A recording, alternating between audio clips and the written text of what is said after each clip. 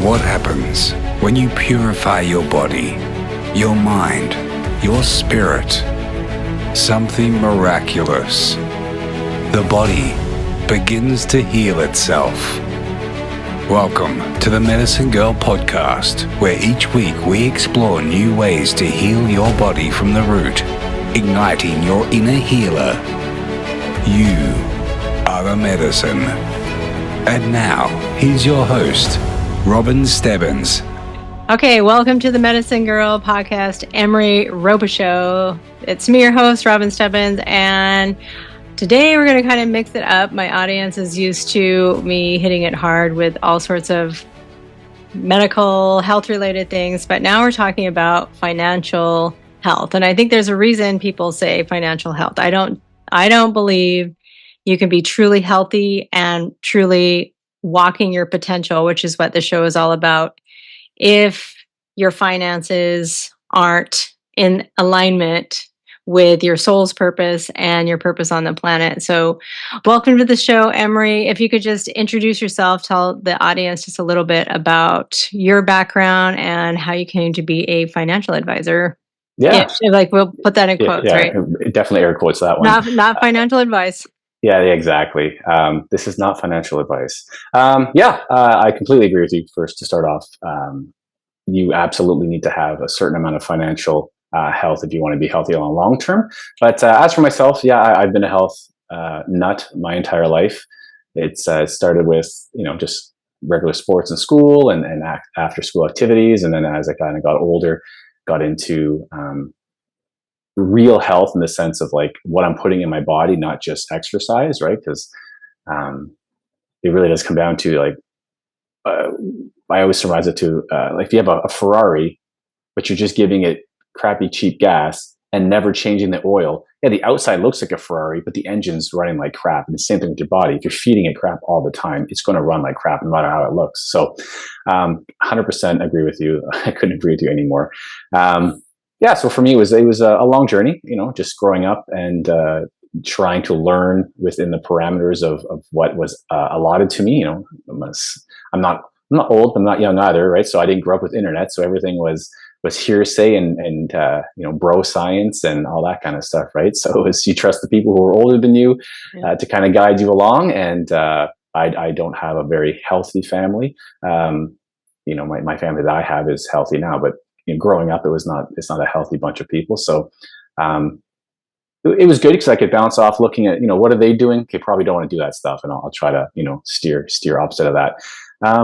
My wife and I, we owned a gym for 6 years, just not too long ago. And that really expanded our knowledge because at that point it was, I wanted to own a gym because I like to work out. I was one of those kind of guys like, oh, it'd be so great to own a gym. Yeah. And then when you get into it, then you're starting to learn a lot about diet, nutrition, and supplementation, and all just the other aspects of it that really bring your physical well-being so much further.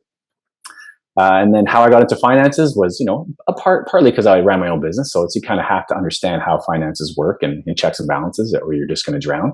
But it was really COVID when all that, the pandemic, the scandemic, whatever people want to call it, when all that went down. That was on my radar for a long time. I'm one of the few people that kind of been paying attention to the back channel news since about 2003, 2004. So I was kind of looking for these things to come. So I wasn't blown away or surprised, which, when they started announcing things, I'm like, okay, they're going to do this next. I really need to, get my ducks in a row. So at that point, that's where I was really like, okay, I need to like really focus. We had just sold our business, God blessing, we sold our gym on January the 1st, 2020. Wow. It was, going through proceedings for months before that, but that was the closing date, and we were, on sailing off into the sunset from that part of our life.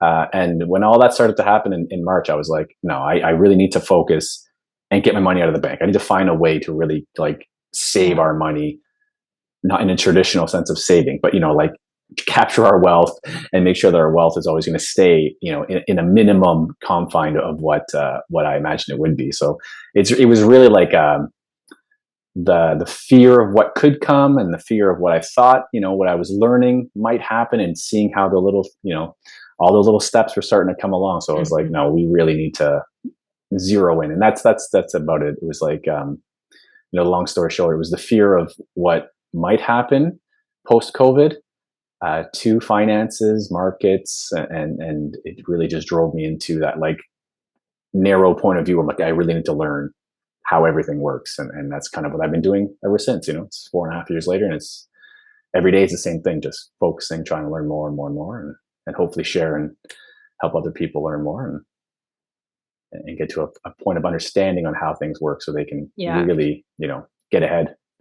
Yeah, I mean, I really appreciate what you said about just, and I talk about the Ferrari, or I say like you have a Lambo in the garage, but you've been driving around a Prius, and because when all of the synergy of the body isn't harmonized, you're just not functioning at your potential. You don't even realize what you're capable of. So you're driving around that crappy Prius, or the Tesla, even worse, not realizing like you have the potential of a Lamborghini or a Ferrari. And I think that's what the financial part of it does for all of us, is that we can then actualize our dreams in a way that's tangible. Because I think we all have these amazing dreams, and we're all trying to do what we're destined to do on this planet and be in alignment. But again, the financial part of it, I think we're all really programmed against being wealthy. I know personally, like I have a story about that. I was watching an infomercial when I was 23 or 24 years old about how to buy properties with no money down. And I got the program and I started doing it. And I was with my son's dad at the time, and we ended up with like 20 properties. Oh, wow. And I borrowed the down payment, and then we told the banks that that was our money. And then we got loans on the rest of the money and made it work. Mm-hmm. Got them all in 92 and had like a nice portfolio of houses and was just collecting rent. And I felt like, this is not in alignment. They were all college rentals. And it was kind of sucking the life force out of me. So, and the marriage was collapsing. And so I ended up moving out of the place in Bellingham where we had all our rentals, selling all my rentals, buying some in California, and just realizing like, I think part of that was sabotaging myself. I didn't need to sell my portfolio. Mm-hmm. I read this book by Martha Beck called Finding Your Way in a Wild New World. And it was just all about like, get rid of the material things. And I can see the programming in there. Looking back. It's everywhere though. That's the thing. And that's why it's programming. Like most of the time it's just subliminal. You're not even realizing it. Yeah. I mean, you can bring it down to the most basic things. You look at Christianity, it's like a famous Bible verse is, it's easier for a camel to go through the eye of a needle than for a rich man to inherit God's kingdom. That's These right. little things like that, right? So if you're like really devout and it's like, you really got to suffer if you want to be with God, all these kinds of things, right? It's like that's programmed in there for a reason. Like that's in there. Yes. I have a similar kind of, not a story like that, but I remember when I was young, I grew up very, very poor. I grew up in ghettos and stuff like that. I grew up very, very poor. And the school I was going to, I think I was in grade 4, maybe it was grade 5. It was in that kind of age category. And we had just finished doing this huge thing on space and, astronauts and all that kind of. Yeah. Now I laugh. It's like NASA, such a joke. But anyways, and everyone had to do this big exam at the end, to show how much knowledge you had. And I won. Like I'm like, I had the most knowledge of aeronautics and all this stuff in the whole school. And I won this astronaut badge, and an astronaut came to our school and, gave it to me. And I was like, I'm so excited. I want to be an astronaut when I grow up. Like I was so excited. That same year, we had to fill out a questionnaire. And it was like, would you rather? And it was like, build with Lego or do this. And it was just would you rather do this or do this? And it was like 20 or 30 questions. I can't remember, but it was just it was always 2 answers. And you just check one. Right. They didn't say what we're doing. It was just something. Everyone's doing it.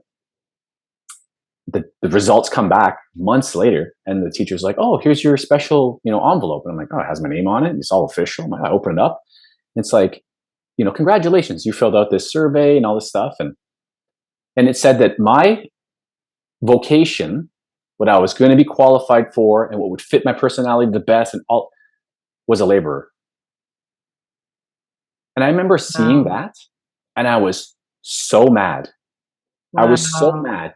But even though I was really young, I feel like, people are like, "Oh, it's an old soul," or whatever, that kind of stuff.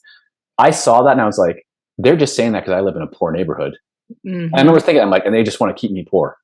I was Wow. like, I'm never going to be a laborer. I was so mad. But it's like, how many thousands of kids in the public school system? That's Because right. I asked my wife, I'm like, did you ever fill out a thing? And I started explaining to her, and she grew up in like a nicer area, Yeah. and her Yeah. parents are upper middle and all this stuff. She's like, no, I never did anything like that. Like, you never did that even once in school? She's like, never. I'm like, yeah, they just do that to all the poor areas. They're going to handle these things and give you back. It doesn't matter what you fill out. It's going to be probably a laborer or a chef, a cook, or it's going to be, you know what I mean? Like, there's no way it's going to be like you're a lawyer, a doctor, or anything. It's going to Right. be, and even then, like, those are just slave positions, in my Well, opinion, just the same, but it's like with bigger handcuffs, right? But but that's sorry, what go they ahead. do. They I'm so passionate about this. They kill kids' spirits. And I saw it happening. I was the art docent at my son's school because they didn't have art. No one taught art to Mm, these elementary school. And I'm like, that's criminal. yeah, I'll it's teach them crazy. art. So I was only allowed to go in once a month and teach them 1 hour of art class. We're in California, so similar to you guys. And third grade, they were like all open and happy and excited, and all were being artists. And fourth grade, the teacher was kind of getting more involved in my art projects because I was just like, everyone in here is an artist. Mhm. You just have to find your art. Some people are good at drawing and painting. Some people are good at using glitter. Like, Yeah, who exactly. knows? Find your art. Find that inside of you. And then fifth grade, I did this project of the solar system. And I said, you guys can do like make up your own. It's all made up. Mhm. So you can make up your own. This guy was like, "Oh, I'm going to do a shark planet with a fish moon." And I'm like, "Yeah, that's great." And then the teacher comes up, puts on the overhead, and said, "No, this is the project. You're going to make it look like this." Mhm. And you saw, like, on every kid's face was just Yeah, it's everyone gets in this gone. box. That's it, right? Yeah, Like fit, and fit in they this and box, and before they were, like, excited, and they were yeah, gonna, of course. had all these ideas, and she just boom, boom, boom, and you could just Mhm. see their spirits were just crushed. Like, this one kid just threw all his art supplies off his desk. And it's sad. Like I wouldn't class myself as an artist, but I do. Like, that's how I started. I draw. I don't paint that well, but I'm really good at sculpting. Like, I really enjoy it. Yeah, And again, being poor, it was like all I needed was a pencil and a little bit of paper, and that would entertain me for hours, right? So it was right. that was my release, that was my escape. It was all of those things, right? Um, I'm so for like my kids are so creative. Yeah. I'm not a creative person. Well, I can they see something and I can copy it. Like, yeah, no problem. Doesn't matter what it is. To a T. Like, I'm really good at that. I cannot create. I can create with sculpting, but I can't create what I'm drawing. It's very frustrating for me. But I watch my kids and they're so artistic, but they're so yeah, creative because they have never gone to school and they've never had someone block them in and say, like, you can't do that. No, this is against the yeah, rules of whatever. You know what I mean? that's It right. doesn't fit this equation, so you can't do this type of thing. No, a duck can't be blue. Whatever. You know what I mean? So Yeah. watching my kids just explore their own creativity is amazing. I love it. Like, every day, I'm so thankful they don't go to public school. Like, it was just, um, It's horrible, and like you said, I think you think that you're not a good artist because they quell that out of you. You cannot be a creative thinker. no, You definitely don't want to school, not have happening. critical thinkers, but Absolutely. definitely not creative thinkers. So they have to art shame you and get that out of you unless you're, really good at drawing, and then you have a place. Then you can do Mhm. animation or whatever. But just one more thing about the school system and the test they gave you.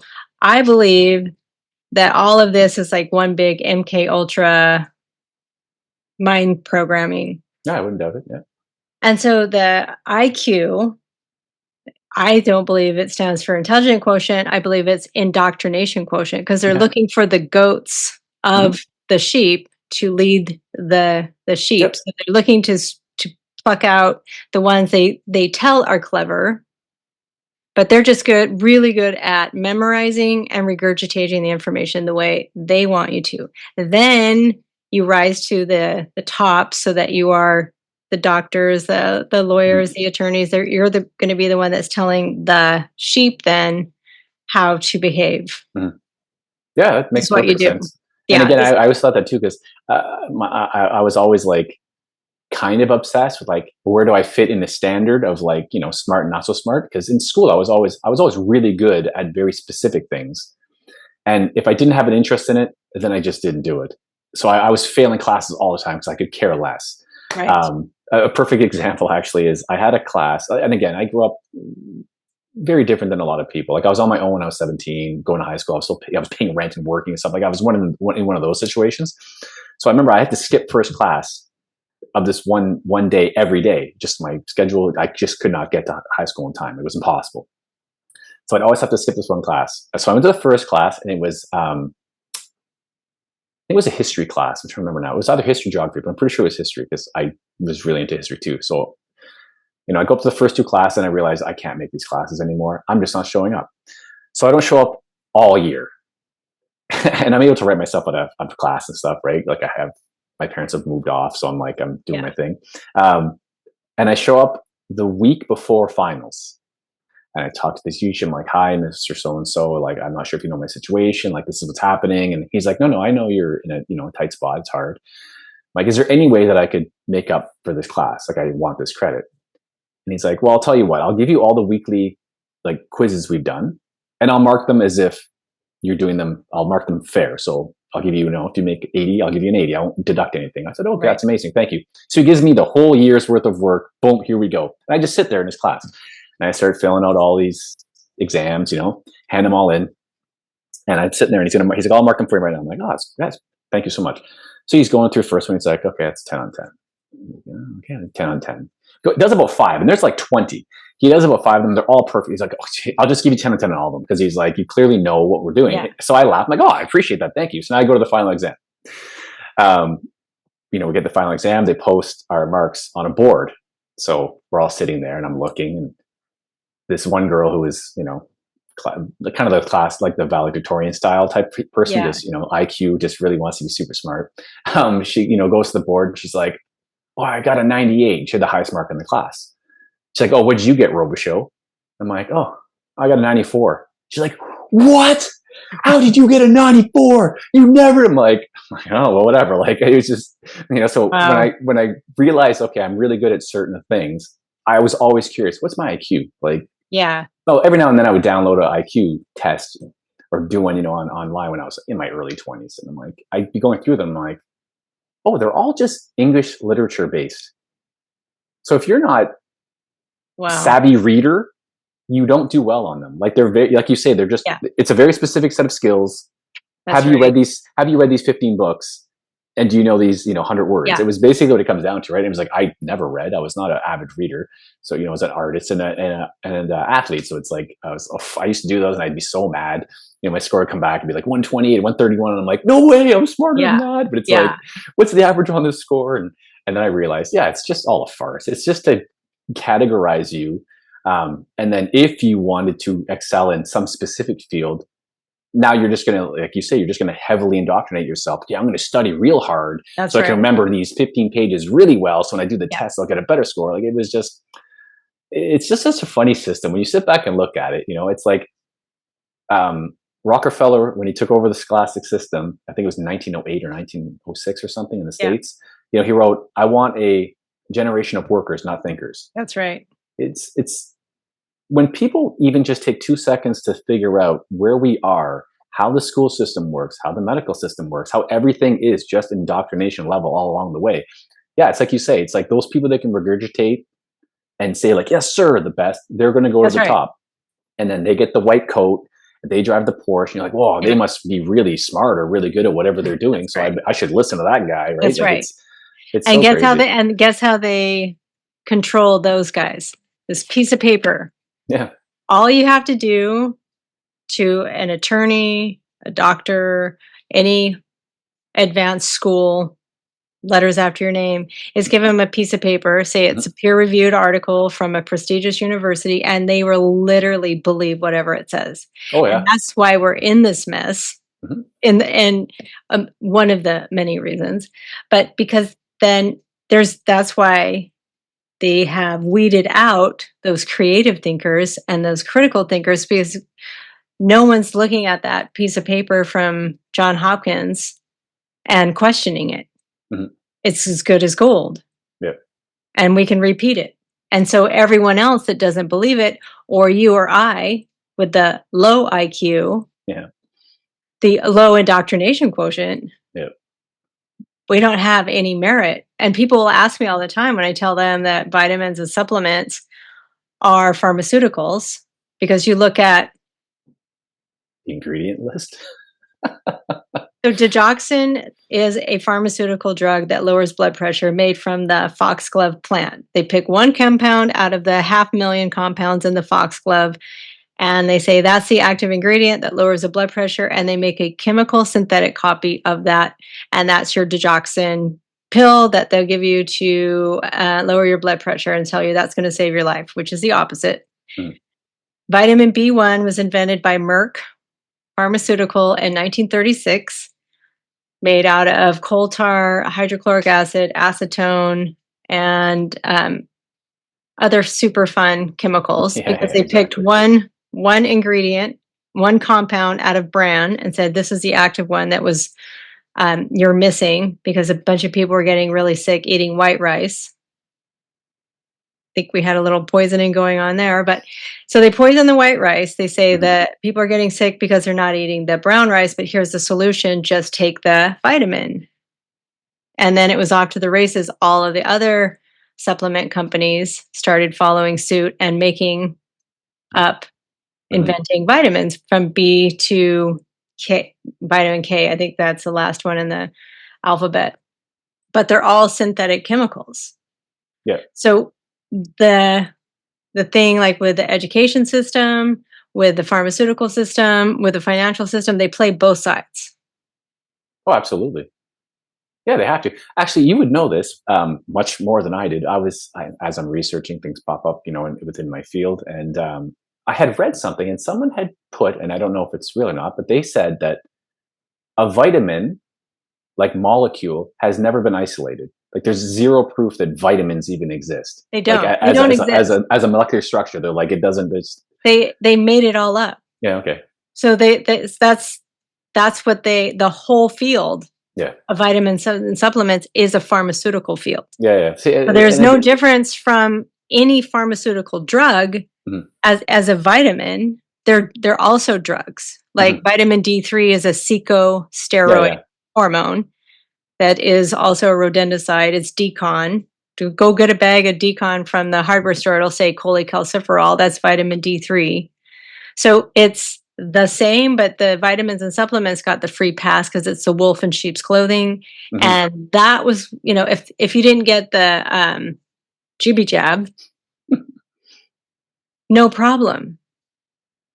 They've got the refreshing blue Kool-Aid over on this side. Yeah. If you don't want the red pill, take the blue pill. I find that too. Again, like, you want to bring it up, like with the poke or ivermectin. It's like, ivermectin's still a drug, guys. It's still a compound made in a lab by the same freaking company. By the same company. They're just trying to say, like, well, if you don't want Pepsi, well, we got Pepsi Clear. It's like, it's the same friggin' company coming with the same stuff. They just didn't put some dye in this one. It's just, but it's the same stuff. And I'm like, man, it's just like, they're so good at They are so good at it. They're so good at manipulating. If Trump said to take it, Fauci said not to take it, you had half the population stampeding. Yes, everybody. There's something for everybody. They're drug dealers. They have a pill for everybody. Do you want a downer? Do you want this? It's like, what's the kick you're looking for? I got it for you. For the independent community, for all the time. It's crazy.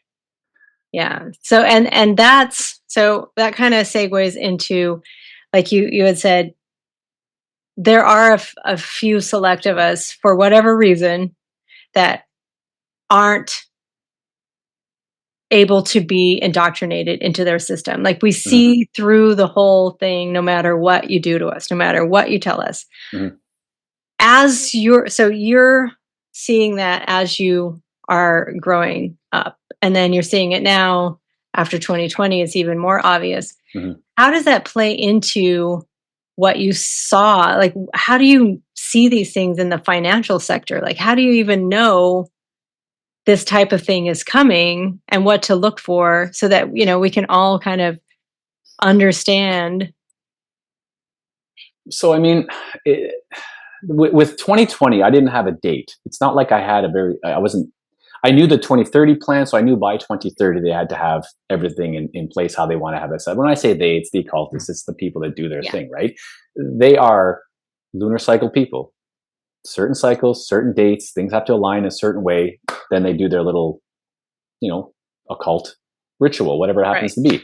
Um, and you can just go back and see it's always the same. They follow cycles, right? So I didn't know like in 2020 this is going to happen, but I knew that something was going to happen soon because the window's closing. So I'm like, okay, we only have 10 years. Something's going to happen soon.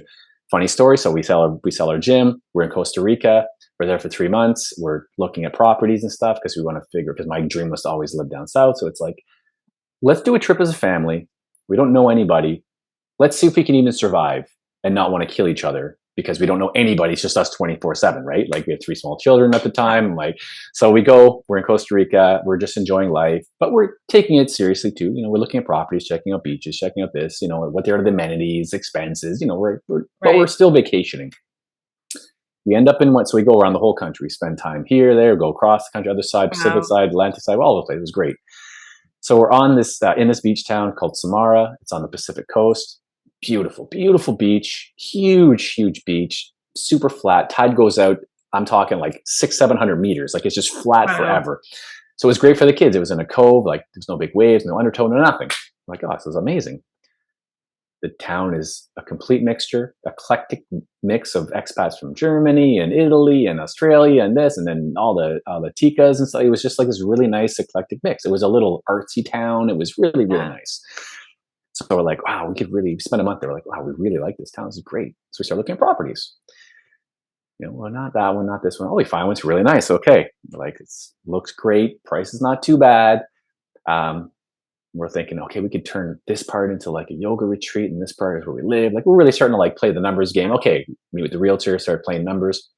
Now we're getting serious. Okay, we're talking about like we're crunching down numbers. We're going to put an offer in.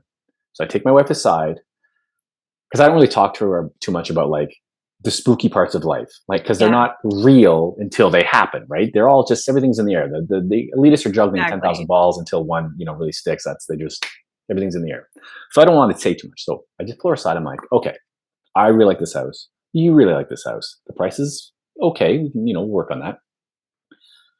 Mike, I just want you to know that in a couple of years, maybe two, they might come up with some weird law or something where they're going to kick everybody out of a country and they're going to have to go back to their home country. There'll be some big reason. She's like, why? I'm like, I don't know why, but they're just going to come up with some reason, and then everyone will have to go back home. Okay, so I don't want to put too much money into this house because we might have to walk away from it. So let's just be realistic. She's like, oh, okay, well, how long do you think? And so I start talking about the different things, and I'm like, I don't know what's going to happen, but let's just not put too much money into this house. 2 days later is when COVID happened, and everybody in that Samara town was gone because it was like we didn't even know because we weren't watching news. We never watched news anyway. Right. We were already kind of out of that cycle, but we were on vacation. We don't care. Yeah. And I wake up and I'm in town working out. I'm like, where the heck is everybody? There's like no expats anywhere, right? And I'm talking to some locals, and they're like, oh, don't on the news. There's some big flu in Italy or something, and they're locking everything down. And tomorrow's the last flights out of Costa Rica direct to Europe. So everyone left. I'm like, oh, weird. So I come home, like, did you hear about this? And she's like, no. So we start looking at the news, and our trip just happened to be finishing. Like we only had 3 days left on our trip. We were going back to Canada, and all this is going on. I'm like, oh, good thing we didn't, buy that house today. Right. We've just been out hundreds of thousands of dollars, and we're leaving anyways. And this is going on. So it was just like, it's like not knowing. It's not like a premonition. It's just I was studying some data from years earlier and just paying attention to some cues along the way. And the thing is, it's like, I'm going to forget the term. It's on the tip of my tongue. It is called, I can't think what it's called. It'll come to me later. But basically, the occultists believe that if they're going to do something to you, like the greater population, they have to inform you. Yes. Revelation of the method, I think it's called. Yes. And they have to get your consent too. Yeah. So and by you just willingly going along is consent. They don't have to say like, hey, FYI, we're going to jab you and like 50% of you are going to die from it. They just say like, we're jabbing you and it's experimental. With the unknown substance. You can research it or not, but here it is, and if you don't do it, you're going to lose your job, but we're not really going to lose your job, but so, so it's just like paying attention to all these things. And along the way, they always dropping breadcrumbs. They're always telling you what they're going to do, right? It's all through the movies, it's through the publications, it's through everything. They're just kind of priming you for this event, right? So I've always noticed a little priming that's along, especially when I kind of like stepped away from, I was a huge movie buff. I love movies. I love just getting lost in movies. And then one day when I kind of woke up, I wasn't even that old. I was maybe like 23, 24. I couldn't watch movies anymore because I was always like, oh, there's an occult symbol. Oh, there's a thing. There's a thing. It was just all the time. I was always seeing them. So they weren't enjoyable anymore. Yeah. But then I would watch them just to see, okay, what are they priming people for? It was like research, documentary. It was just like documenting what's happening, right? So then when things start to slide in one direction, like, okay, I see they're going with this path now. Right. When it comes to economics specifically, that's where they hurt you. That's the only way they can hurt the Western civilization. You can try to punish people in a third world country economically. They don't have any economics to get punished with, right? So it's like, no, they are going to squeeze you financially where it hurts. That's the only way. And in the West, that's all they can do. Because they can come in and be like, you have to take this. And you're like, I'm not doing that. Yeah. Well, you have to fire me. Yeah. You know what I mean? Like only 25% of people are going to say, well, then just fire me, whatever. And I'll deal with it in court down the road. You know what I mean? Like the majority will go along, but it's like, it has to be those financial squeezings. And that's kind of what we saw in 2020, right? It's like, take it or you lose your job. Right. Take it or you can't get on a plane. Take it or you can't do this. Take it or you can't do that. It's like, that only lasts so long. Or what I saw a lot of people do also is get in a state of fear and panic. Like, okay, the walls are closing in on me. I'm going to sell my house and go to a foreign country, not really having researched it enough.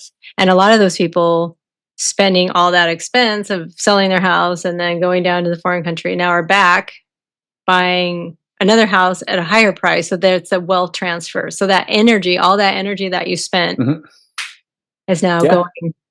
Well, we went to Nicaragua. We were there for 3 years. And when we landed, we were there May of 21. There must have been, like, we stayed on a small little resorty area. There's 50 houses in the little resort.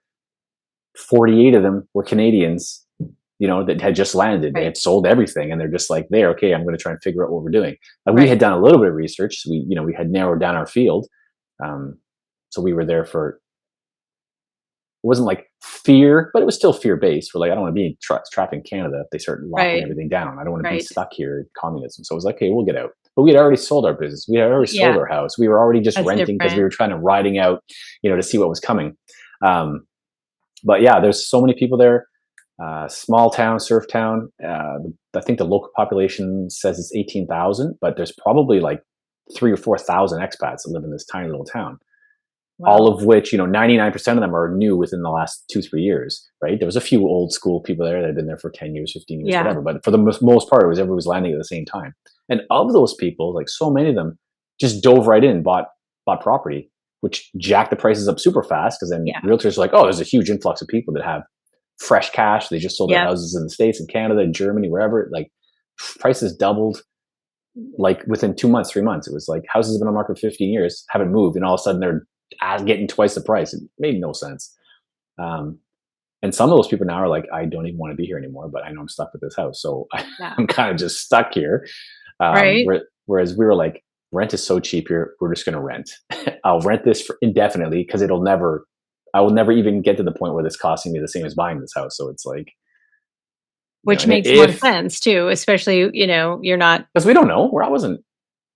Like I didn't want to be anchored in Canada for the potential of what was coming. Why would I be anchored in a country that has had a revolution 3 times since 1984, and like complete change of government, war. They kick all the expats out. I'm like, I'm not anchoring money into the ground here. That's crazy talk to me. Yeah, that's what I think is the ability to critically and creatively think on the fly. And I think that's what we have to get really good at in this new, I mean, I say new, I'm just aware of it now. It's been going on, I think, from the beginning of time. I agree. I don't think this is anything different. I just think it's more fear porn, and they can get more fear porn at you because you have your device. Like, oh, what should I be scared of today? Waiting for further instructions. It's true. No, Nicaragua is a third world country. People make $10 a day on average. Everybody has a smartphone. Exactly. When the Chinese Communist Party took over, the first thing they did was move every farmer into a city, and everybody got a TV in their house. Yep. It's like, yes, you need to be sitting down in front of something that they can slap you with programming all day long. Because if they don't, then you're wandering off the reserve. Like, it's exactly. You don't want too many stallions getting off the reservation. That's exactly right. So, and the ones that are now, you're looked at as like, how are you? What are you talking? Like, they think you're crazy. Like it's you trying to speak to somebody about health, finances, government, medicine, that is 100% indoctrinated is impossible. They literally look like, it's like they're looking for someone to show up to put you in a straitjacket and drag you away. Like, you could be talking as calmly, as fact-based as possible. Like, here's the historical chart of the medical system, and here's the historical, and people are just like, you're crazy. You're like, what? Like, here's the you just say, like, oh, you're one of those conspiracy theorists. Like, they just found an animal at the zoo that they hadn't seen before. Like, oh, it's in real life. Yeah. Whoa, I've read about you before. I've heard about you on the TV. Yeah, exactly. Here you are talking about all this stuff. Wow, you guys really do talk about that stuff. Yeah, it's so crazy. And it's like trying to get people to rearrange how they view finances. Because it's like, this has been going on for a long time. Yeah. Like, right now, they're a little bit more open about it because, again, revelation of the method, they're trying to tell people it's like the Great Reset. Right. This is the largest wealth transfer in history. It's been the largest wealth transfer for the last 100 years. You've just been sleeping on it. Like, it's insane. And when you look at, it's like, what do you think your governments do when they print money? Oh, they're donating it to Zimbabwe. It's like, no. They took $20 billion from your capital, taxpayer funds, and gave it to some rich billionaire in Zimbabwe. Right. And then he distributes about 1 or 2 billion, and the rest gets squandered and laundered and sent back to wherever. It's like, guys, it's every time it's the same thing over and over again. It's like, oh my God, guys, how many times can you sit back and watch your government give money away that they don't have? Like, the state's 35 trillion in debt, but they always have a couple 100 billion lying around to just give to whatever country's bombing the crap out of some other country. It's like, what is going on, right? Like, right. But trying to get people like, get your mind. The government's not there to help you. No. The bank is not there to help you. The Rockefellers are not there to help you. No. The billionaire philanthropists are not there to help you. They're not really helping anybody. They're only helping themselves, and they're taking it out of your money. They're taking it out of your kids' mouth, and they're taking it out of your grandkids' mouths. It's like. And I don't mean like, because I'm 80, my grandkids. No, my grandkids. Like, 30 years from now, those kids are still going to have to pay for everything they're doing today. Like, and no one seems to like really grasp that. It's like, you're a debt slave. And if you can't if you can't honestly admit that you are just a debt slave, you're a serial code and that's it. You're just part of a cog in a wheel. Like, until you can admit that, you're just always going to be stuck in that. So once you admit that to yourself, then you can start to find the avenues on how can I get out of that cycle? Because you're never going to get fully out of the cycle. It's not possible. Like, unless, you know what I mean? Unless you're like, I have this huge army and I bought this island and we're sitting here and nobody can ever come in here. We have the Iron Dome system and we've got no one's ever going to do anything. No, it's like, no, and eventually, and they would find a way to drill up underneath. Like, something. Eventually, they're going to get you. You're always going to be part of it somehow. But the idea is, how can I be as much out of it as possible, right? So it's like, because it's like, people are like, oh, well, I'll just buy a farm and I'll just be self-sufficient. Okay, you still have property taxes. Yeah. And they are now metering all the wells. And then here in the States, they're canceling them.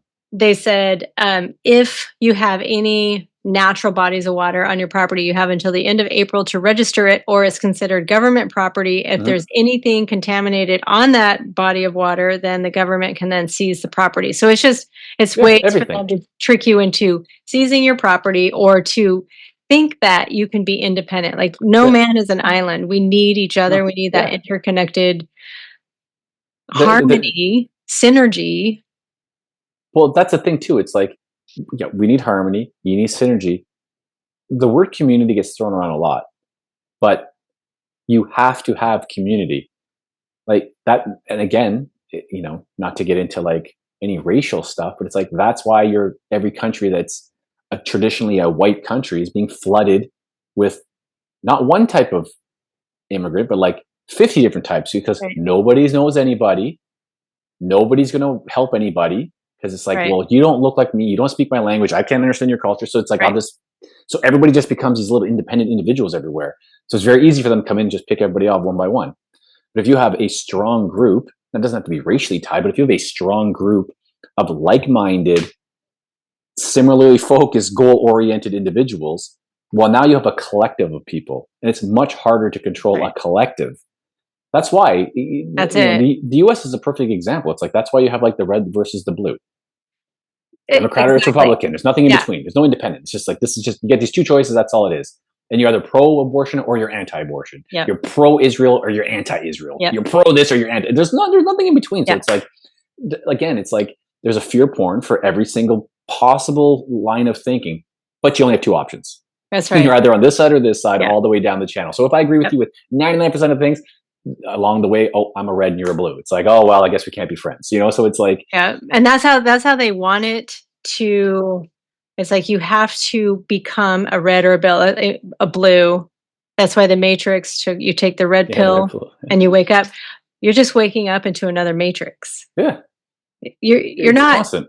I mean, stay in the other one. If you're just going to keep doing that, leveling up to a new Matrix, I truly believe that, like what you said, we need to have these types of interconnected communities.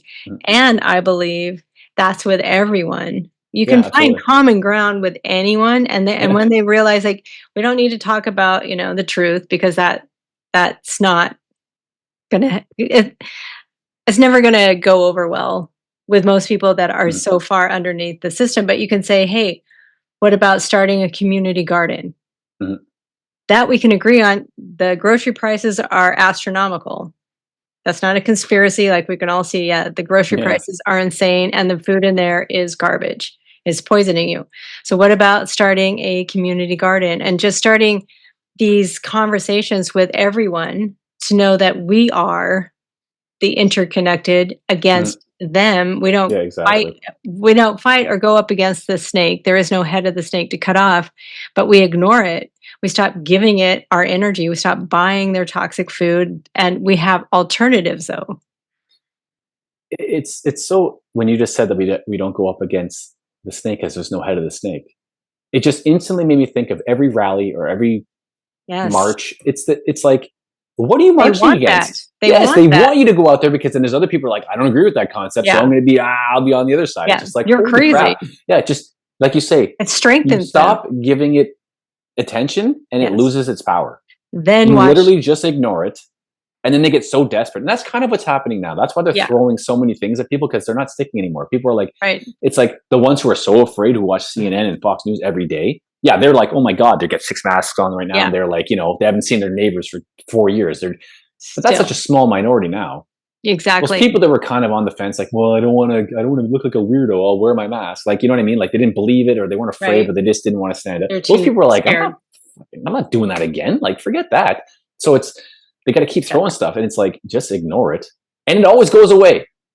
Exactly. They called Mpox a global emergency pandemic, and I was like, oh my God, if people fall for this, I'm going to lose my cool. This is not okay. And nobody went for it. Instantly, people just joking on the internet about it nonstop. And then, a week later, like, oh, it's not a global emergency anymore. They just announced that. I'm like, yeah, you guys are a joke. Like, don't give it energy, negative or positive. It eventually disappears. Exactly. Yeah.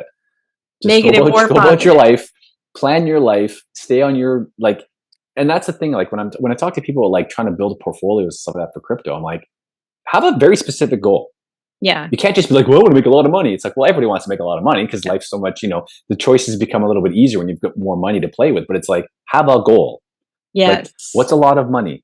Is it because you want to buy a Ferrari? Yeah. Or like, when's Limo coming? Or is it because you want to buy this very specific chunk of land and do a very specific thing with it? Okay, well, that's set a goal, have that goal in mind. Now we can set up all the little, the small steps to get to that final goal, right? It's like building that guide, the map, the roadmap to get there. It's like you need to have like checkpoints to make sure you're still in the right direction on where you're trying to get to. And that's it, Emery. And I think that's why I appreciate working with you, because number one, you're awake and you're aware of what's going on. So that I think is more of a trust thing. You can start to see, but it is like you have to know where you're going. And it has to be in alignment, though, I believe, with your soul, because then you'll become a hungry ghost. It will never be enough. You get your first million, it's not enough because it's not lined up with the soul. I mean, you can't eat money. No, that's exactly it. So what are you after? The feeling state? Are you after, is it the houses? high? Is it the prestige, or the, you want to show people you have money? Like what really, and that's another thing too. I don't know if it's like growing up so poor. Like I try to explain sometimes to my kids, because obviously they can't grasp that. I'm like, dad would go to bed hungry. Like there would be no power in the house. If you went to him, there'd be no, like I was really poor, and they don't get that.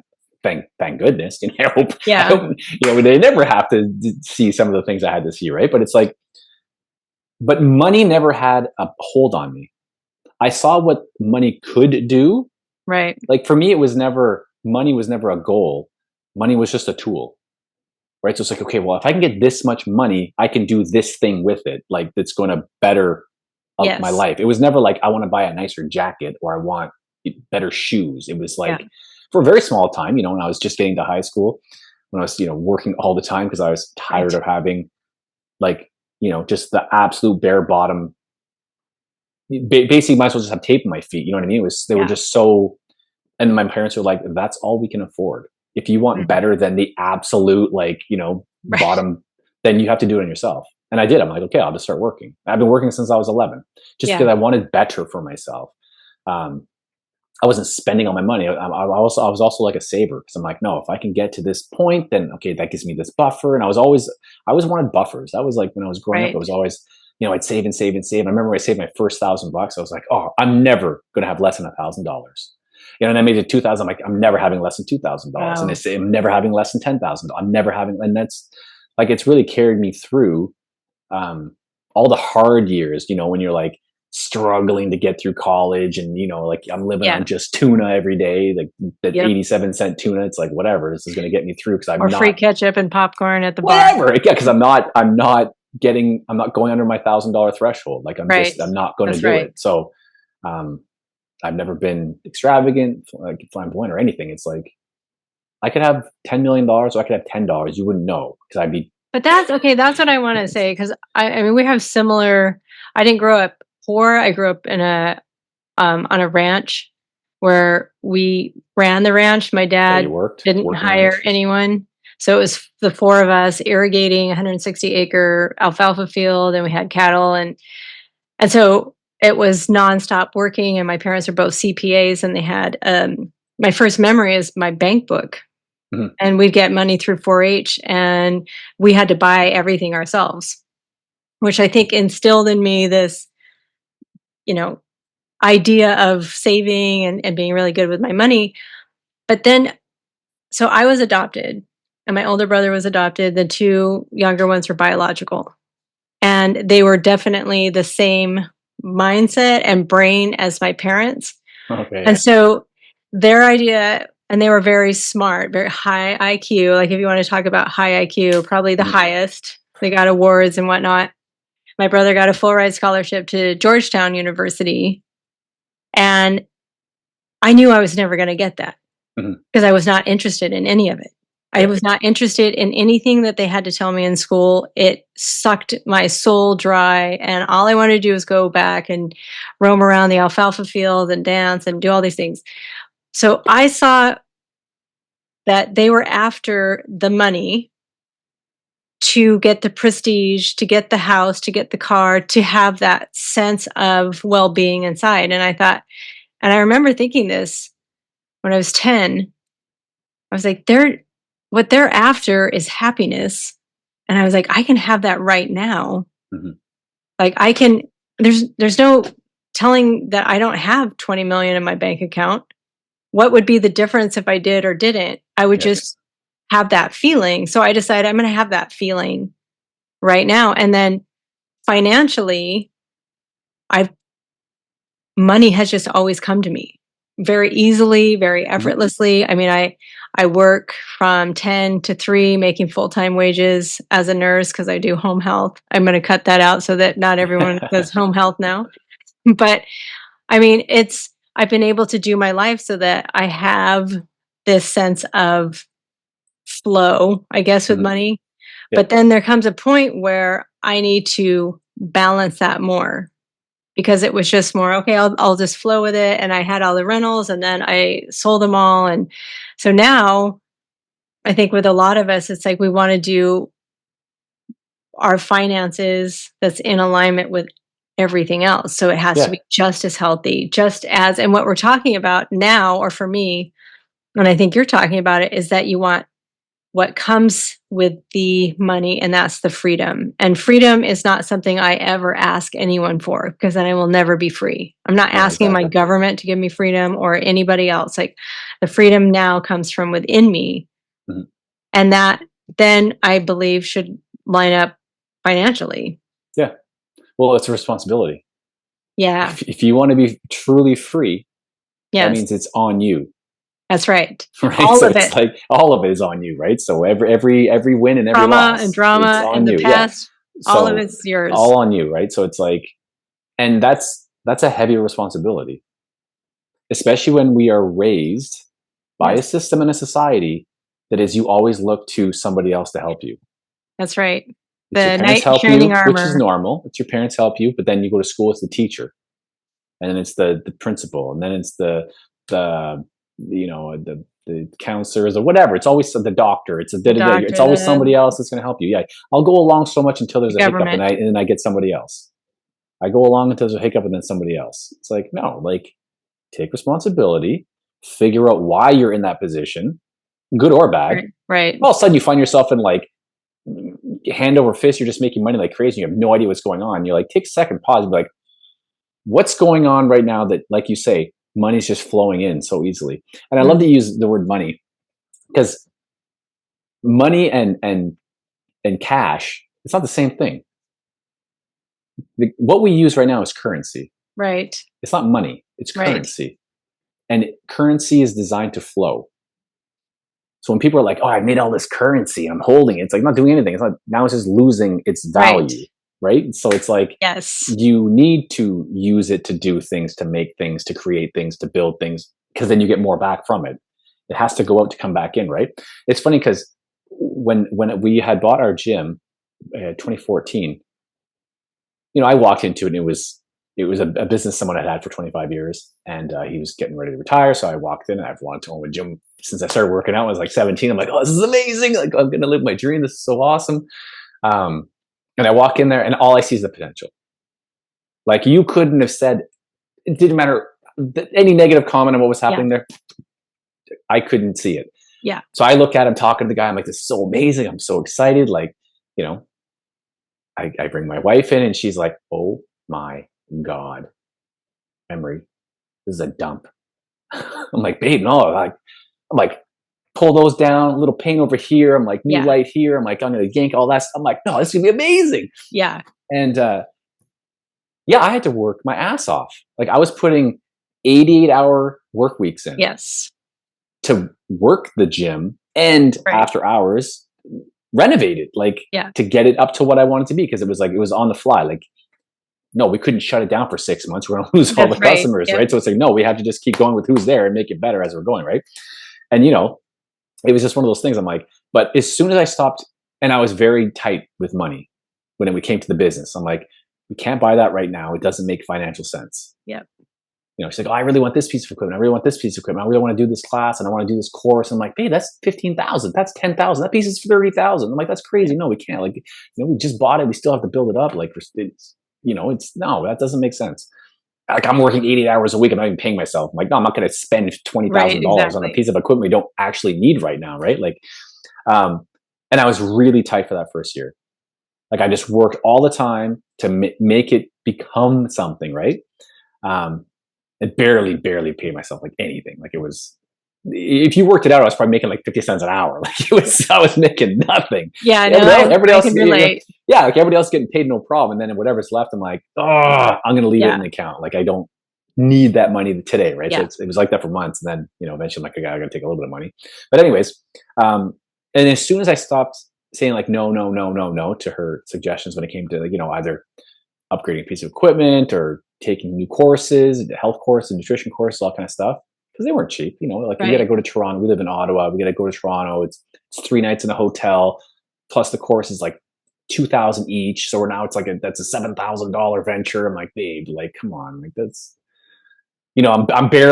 I'm maybe giving myself like $100 a week, in pay. I'm like, it's $7,000, babe. I'm like, come on, let's be real here.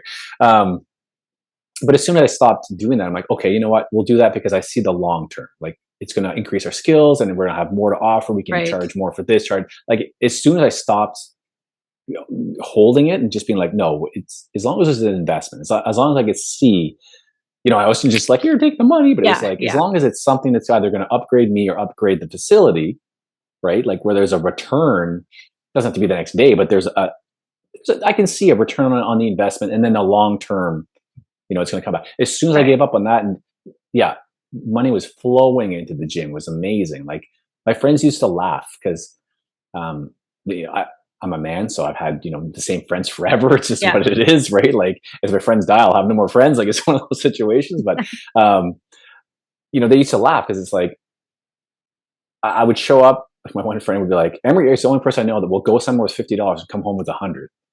It's like, somehow he always just makes like things work for him, and he comes back with more than what he went with. And it's like, it's because I'm always looking for the opportunity.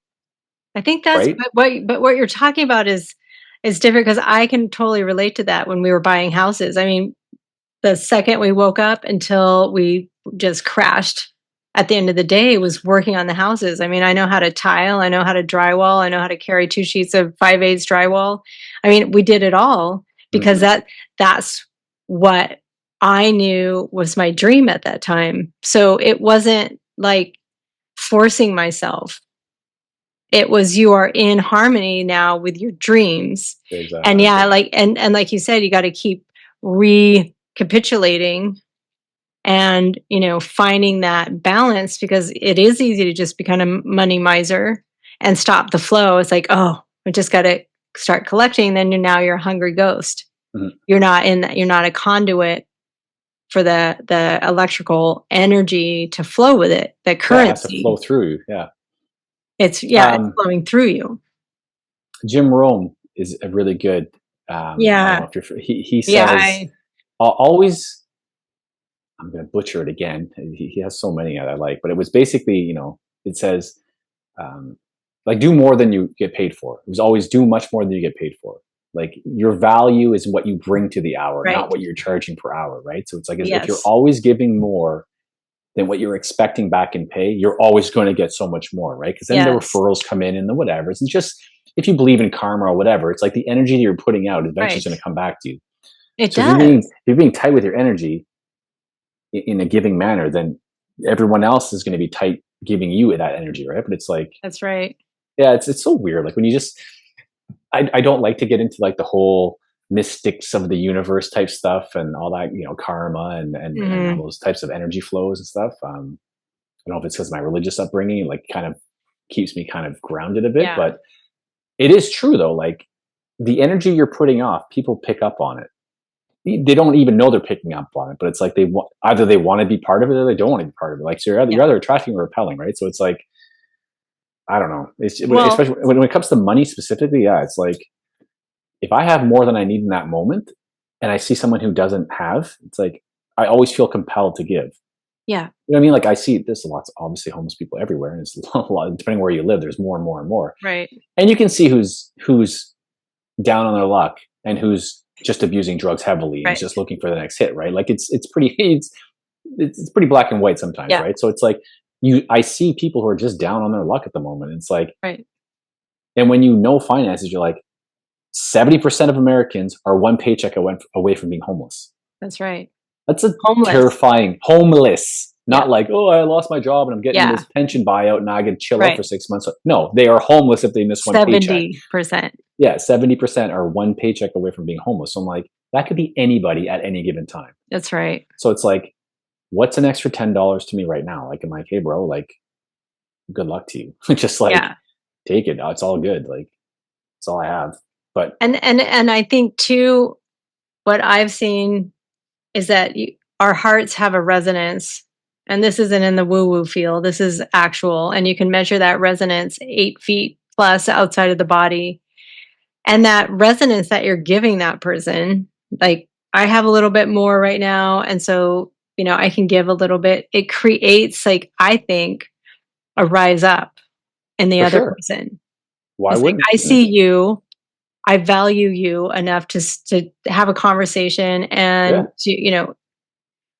I see you as another human being. I see you. Yeah, I see you You're as not an a equal you're human not being. you're not a dirty bum pile of clothes on the Right, street that's that I'm right. trying to not make eye contact with right now. That's Like, right, no, and you're a that's human being. That's like, it right there, right now. and that is what we need to do right now, I think, to change the trajectory right now, because again, you can't have the light without the dark.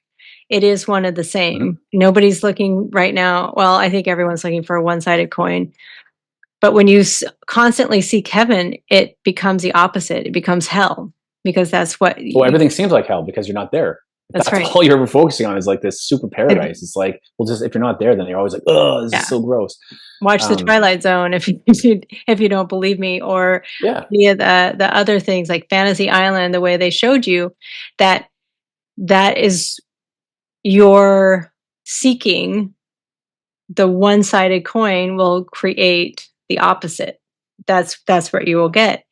I can't remember why I was bringing that up. There was some reason I was going to tie that into what we were talking about, but I'll think of it in a moment. Oh, it was when I worked in mental health.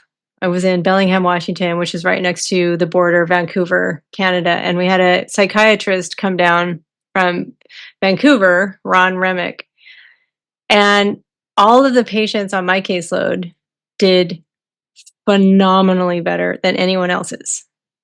And it wasn't because I was following the rules and their point system and treating people, like substandard humans. I saw them, I took the time to see them, talk to them as I would anyone else, and I felt the same as I would anyone else. I gave them that respect and decency as a human.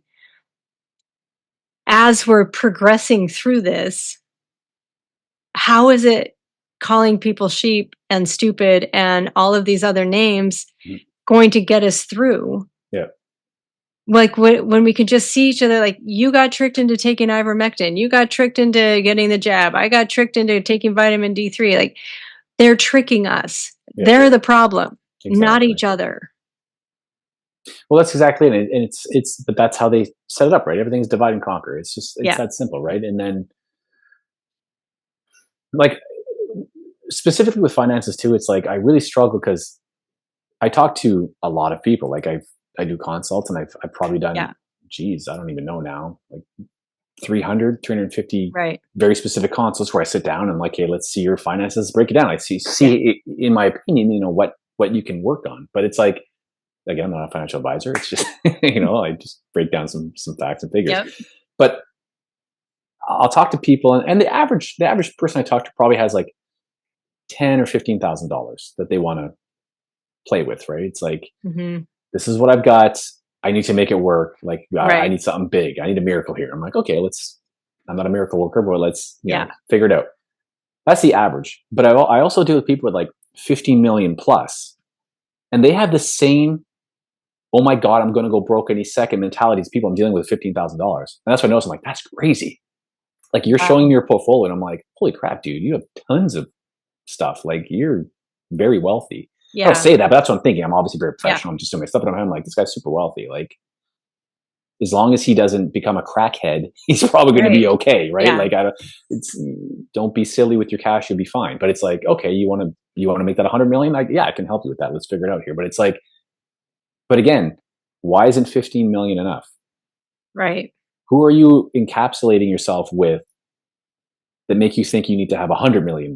Yeah. Like, what is the $100 million going to do? It's just going to bump you into a new category of people who have $1 billion. Yeah. So now, okay, I got to get $1 billion. Yeah. It's like, what's his face there? Bob Marley. It's like, if your goal is money, money is numbers and numbers are infinite. You are never going to be happy because the numbers you're just That's going to go right. from 1 million to 3 to 10. 30 is my goal. Now it's 100. Yeah. Now it's 150. You're just never going to be happy. You're never going to be satisfied. And then when you look And at then that's what we're seeing play out right now on the global scale because they can't consume any more money. They have more money than they could spend in 25 lifetimes. So it has to be the control. Mhm. And it can't just be control over this many people. It has to be control over everyone. Yeah. And so they will eat themselves alive until Yeah. it's down to the last But single person. but I think that's the big downfall of the governing structure that, is controlling this world. Right. Is their lust for power. That's right. It's become a lust. It was a greed at first, and then it probably became a competition between a few of them. Right. Now it's a lust. Like they've really like, oh, I killed 1 million people. Oh yeah, well I got 20 million people in this country. And it's like it's become this, but they're getting so sloppy now. Yeah. And the average person, that's why they're locking down social media everywhere, because that's how we're getting. It used to be like whispers in church and whispers at a bar. Yeah, You're like, yeah. oh, in the 1800s, how did you start a revolution? You met at bars and you just did whatever. Now it's people just tweeting and whatever. So no, we need to lock this down tight. And that's going to get tighter and tighter and tighter. Social media is going to continue to get tighter. And that's going to be, I think, an eye opener to the people who are on the fence about, well, if my government does it, I don't think they're that bad. And it's like, no, you're locked out of all social media because we saw that you walked past a rally. You were a block from a rally, so you probably were part of it. So now you've been blocked for a week, and it's going to be these things where people are like, "Hey, wait a second, okay, like something's not right." And like you say, if we're just like, "Told you, you sheep," "Told you to do it," that's not going to bring them. That's not going to bring them into your circle, into your fold. They're going to be like, "Well, forget you then," and they'll just want to oppose you even more, right? So it's like getting ego out. It's probably the hardest thing I think for anybody, right? Like it's just or admitting you were wrong. Yeah, admitting you're wrong. But again, it just comes down to your ego, right? It's like just you can only know what you know. That's right. And the people are in the control are really good at narrowing down your scope of view of what you're allowed to see. So it's like when I'm giving someone financial advice, or how did I know this was going to happen, or how do I guess or try to predict what's going to happen? I only have access to the knowledge that they let me have. Right. The theys, right? Like I'm in Nicaragua. I had access to so many different websites. I come back to Canada and I bring it up and I'm like, I can't even access the same websites. I'm like, this is ridiculous. Like they're so just country to country, right? So it's like, could you imagine like tier to tier on like, right.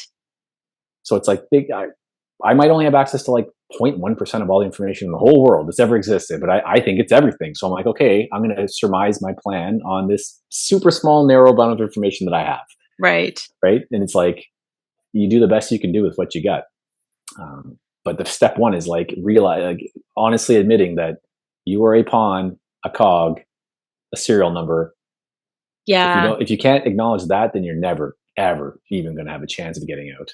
Acknowledge the reality of the situation. And I think I do believe that esoteric piece comes into it where they can corrupt everything else that you see except for that inner knowing that you have within yourself. That you can call it God, you can call it your soul, whatever it is, you have the word for it. They can't corrupt that. Mm-hmm. And so I think if you're not toxified or poisoned in any way, that you have all the oils in your hair so it can act like an antenna. You haven't taken detergents on your skin. So you have the electromagnetic oil so you can have all of the flow. Like you can connect in to that sort of that Ethernet of the universe, which whatever the universe is, who knows. But, whatever you're connecting into, it's like you get this understanding, this inner knowing. I will have every now and then I just know something. Mhm. That is like part of, I think, our superpowers and why they want to poison us and calcify our pineal gland and get us to Absolutely. do Yeah. all of these things, because we are so powerful and we are so capable. And I think that plays into the financial part of it too. It's like like you said, there's only so much you can know. You can know about 1% of Mm. really what they want you to know. But then you can kind of get beyond that a little bit and think Yeah. your way into like, yeah, but You trust your like, intuition. yeah, like Like, you almost bought a house in Costa Rica, but it didn't happen Mhm. because it was set up that way. Like you were in the flow. You could have forced it and like, Yeah. cut the electrical wires, cut the flow, but you didn't. You just roll with it. You don't get Mhm. too excited one way or the other. It's like just get in that harmonious state. The pendulum's just going back Yeah, and forth. exactly. And And again, yeah, if you can keep your ego and your emotions out of, right. decision making, which is difficult, right? If you're excited about something, you're excited about it. It's like, oh, this is a big step for me. It's a Yeah. car, it's a house, it's a whatever. Well, a part of it though, like you said, like when you were excited about that gym, no matter what, you were going to make that gym work. Oh yeah, I was So gonna, yeah, that's because it was, excitement is not a bad thing. no, exactly. But That's your soul is lit up. yeah, but it has to be like, but it wasn't, I'm going to make so much money in this gym. Yeah. I wasn't even thinking money at all. It was just like, It's your dream. man, it's my dream. That was so Yeah. great. Right. And it was an amazing 6 years of our life. Like it was just such a great zone. Yeah. And then, like, and that's the weird thing too. When we sold the gym, because we were in a small town, like everyone introduced us as like, oh, this is Emery, he owns the gym. Right. Like I was the guy who owns the gym, right? Yeah. It was just like, the town has like 6,000 people and 6,500 people. Like it was just, this is the guy who owns the gym. So it was my identity. Yeah. And then when we sold it, I was like, who the hell am I? Yeah. I'm not the guy that owns the gym anymore. Yeah. I'm just some guy. I'm the guy that used to own the gym. Like, Mhm. But it's like not reevaluating, but it's just like letting life kind of guide you. Right. So it's like, I could have fought him like, no, I really want to own a gym. I'm going to buy a gym again. Right. And I'll just start again. Right. I could have done that. Yeah. Right. But I'm like, no, I want to like steer the family financially in a good way. So I need to learn about this because I don't know it. Right. So it was like, sit down, hunker down, full-time job for me. I'm just going to learn how the financial system works, cryptocurrency, blockchain, fintech, all the traditional finance. I want to learn it all. And every day it's just like I learn a little bit more. And I'm like, okay, this is great. Like now it's become my new passion. Yes. Right? Like I still work out every day. I love going to the gym. Maybe I'll compete like again, like I used to compete in bodybuilding. Maybe I'll do another competition. I don't know, maybe, but it's like right now it's like, no, my goal is to make sure that our finances are in a really good position. So whether it's stocks tank or the dollar tanks or this does that, we're set up well. That's right. Whatever happens will be okay. Like it's, I don't need to be mega wealthy. I just want to make sure that we're always okay. Right. So that's why I think you're such a good person to work with. I won't call you any particular words, but person to work with to kind of just get that inner knowing about your own financial health. Mm-hmm. So where can people find you? I know I said we'd keep it on an hour. We're already over, but where can people find you if they want to work with you, and how does that process work? And and tell me us about your newsletter and getting signed up for all of that so that we're informed. Yeah, I mean, I'm on Facebook like everybody else, for the most part in the world. So if you just looked up Emery Robichaud on Facebook, I'm there. That's my personal page. I put out tons of information on there all the time because, again, I'm so interested in it. I'm like, oh, I'm so excited. I want to share this piece. I share a lot of stuff in there. I also have a private Facebook group. It's called Crypto Insights. If you want access to that, it's just send me a message. I'll add you in there. Again, tidbits in there. That's more financial based. I'm just talking gold, stocks, and cryptocurrencies. Sometimes I'll throw a tip in there. Hey, this chart looking pretty hot. Maybe if you're thinking about it. and this one's looking kind of sketchy right now. If you're in there, you might want to take some profits. Like it's just it's just kind of a touch and go. Outside of Facebook, there's my website. It's cryptoinsights.pro. And on there, I have just the different services I offer. Like I have a newsletter. It's a weekly newsletter. In there, we talk about cryptocurrencies, gold, precious metals, financial markets, like in China. If a mine in Peru suddenly strikes more silver, like I just on top of all the international financial stuff, and then kind of bring it back home and say, okay, like how are these going to affect markets here? Right. Because if you're invested in stocks, precious metals, gold, whatever, here, it's not the same market as in China. They're going to act differently. But something that happens in China, it might affect here. And I just try to give people the heads up on the week that's coming from kind of what happened the week before. That's called the Crypto Insights newsletter. I do one-on-one consults where either, someone doesn't know anything about cryptocurrency and they want to kind of get like that. I call it the Cole's Notes. It's an hour and a half where I'm going to run you through, get you up to speed on cryptocurrency. And then I do one-on-one consults where it's like you actually have a portfolio, or I have this much money I want to invest. I don't know how what cryptos. Okay, let's go through and kind of figure out your risk tolerance levels, your expectations, all that kind of stuff. Get you set up that way. And then on top of that, I run a crypto course. It's called the Ultimate Roadmap.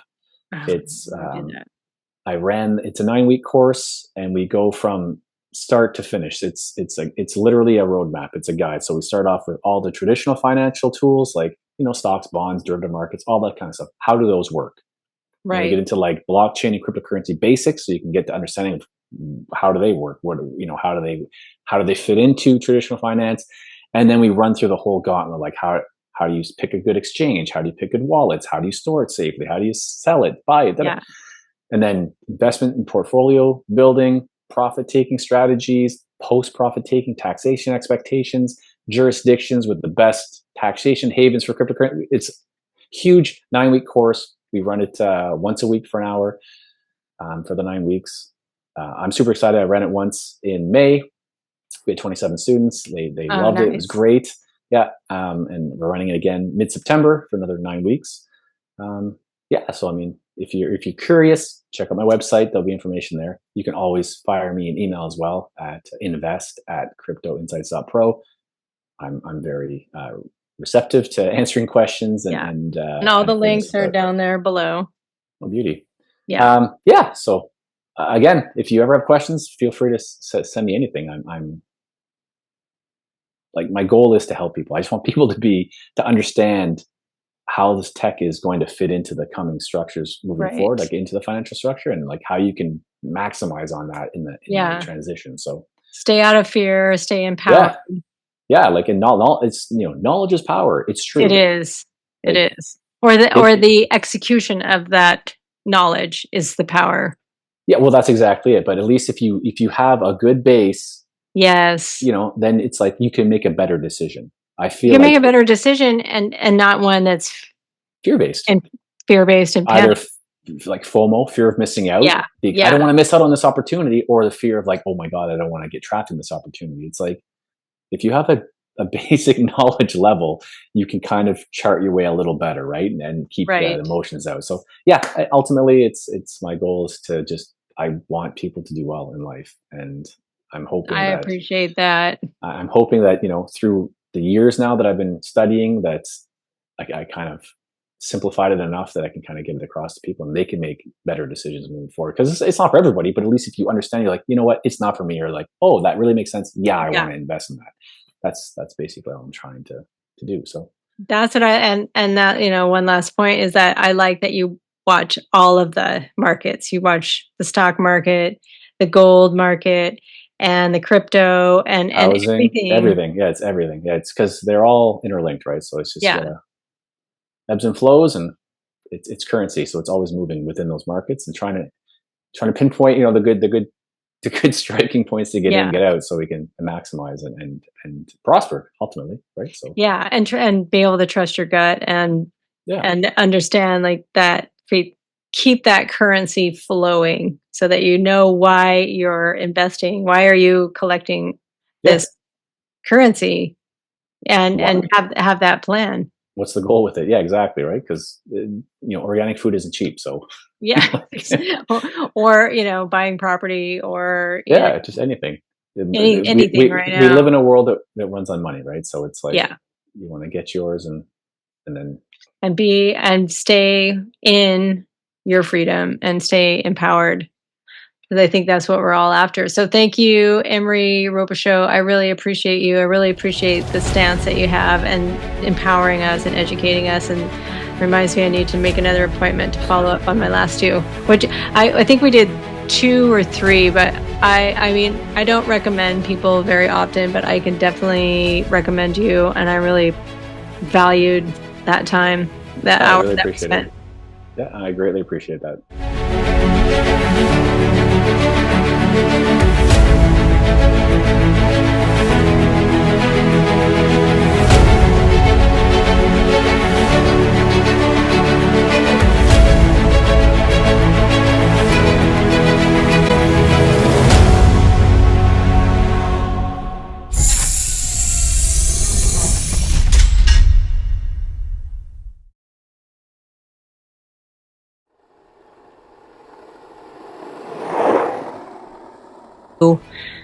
Express my side and come clean about a few things. So the podcast was called The Root Cause of Cancer with Paul Leenders, who wrote this book.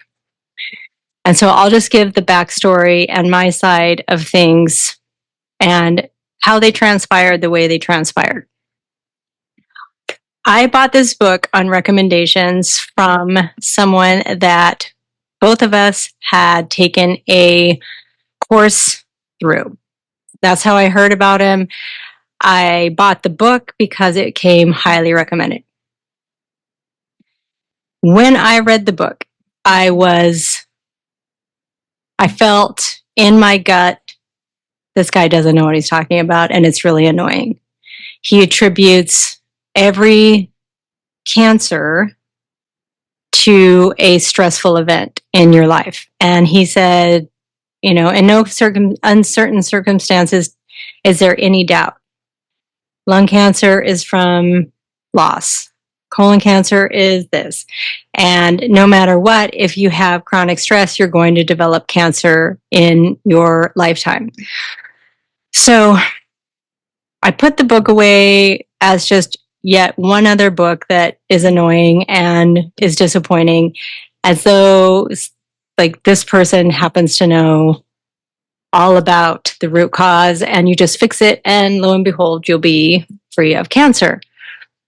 Well, fast forward, I think maybe a year later, I had a client that just approached me out of the blue. And I'm going to change a few details about this client so to protect their identity. This client had a child who was, I felt, very close to dying from cancer.